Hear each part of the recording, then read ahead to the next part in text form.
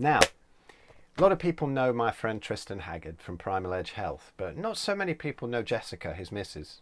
But she's a bit of a genius.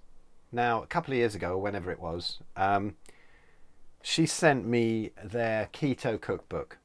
And you know, when someone sends you a book or something, you're like, I hope it's good. And I thought I'll have a flick through. Honestly, that evening I couldn't stop reading it. It was fantastic. It's not just the recipes, it's all the other stuff they put in there. Tremendous knowledge about keto diets, why you should do it, problems. I mean, just everything. The whole thing was great.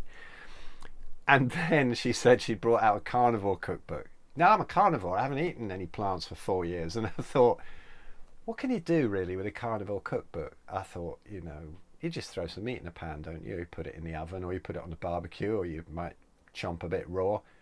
It's pretty easy. Put a bit of salt on it. But it turns out I'm a bit of a heathen, because Jessica sent me this book, and it's just, here it is, look. It's just fantastic, really. Look, 0 carb recipes for people who really love animals. Great tagline there.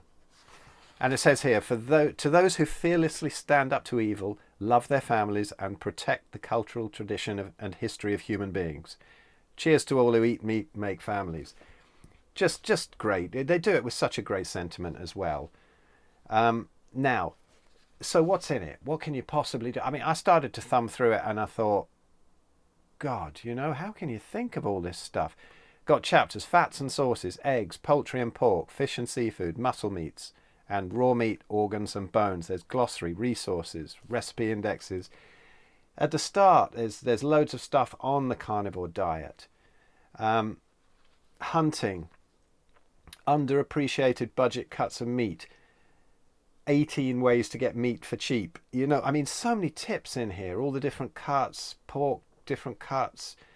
Isn't liver where all the toxins go? Just a bit, it's not just a recipe book. There's so much here. There's some about the history of it, a tallow for skincare, loads and loads of ideas. The kitchen tools you'll need, going from slow cookers, crock pots, meat thermometers, stock pots. Fats and sauces. What a great chapter this is. There's so many things in there that you'd never have thought of. How to make proper crackling. Everybody wants that when they've got the munchies. Did I just say that?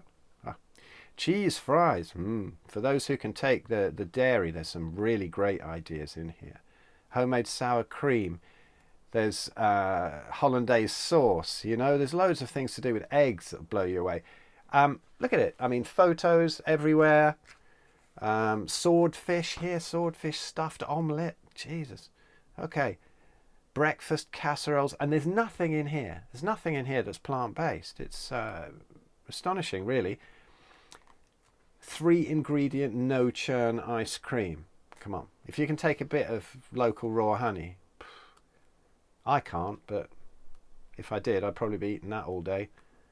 4-cheese chicken cordon bleu. I mean, so many things in here. It goes through pork recipes. It goes through, and here we go, chapter 4, fish and seafood. It's got all the beef ones, crab dip, steamed mussels, broiled salmon fillets, shrimp tacos, sautéed abalone steaks. I mean, it just the things that I'd never ever have thought of. Yep, and then we're into muscle meats, mozzarella meatballs, bison cheeseburgers, double cheese meatloaf, slow cooked goat leg with broth. Oh, come on, guys, look, I'm starving. This is gorgeous. No marinade barbecue kebabs. There's ways around everything, and this isn't like making things up like the paleo people where they have all their, what do you call it, all their fake flowers and stuff like this. I mean, this is all made with proper actual food from proper actual animals. Then chapter on raw meats, and the things that you can do then. Lamb's testicle al pastor. I mean, we've all got a freezer full of lamb's testicles, haven't we? What are we supposed to do with them? Well, now you know. Bone broths, liver top burgers, pemmican. Now, how cool is this? Now, you can make all this stuff. I'd love to give this a try. I haven't yet, and I'm going to, because it's great for snacks. Take it anywhere you like. Doesn't need refrigeration. Great stuff. Pemmican, the stuff that the Native American Indians used to eat. when they couldn't get fresh meat. Savoury beef heart meatzer. Come on, guys. Look, this is just too... this is too creative. So anyway, I'm going to stop going on about this. But there it is. You can get it from the link below. Yes, I am an affiliate for it because it's so brilliant. The Carnivore Cookbook by Jessica Haggard.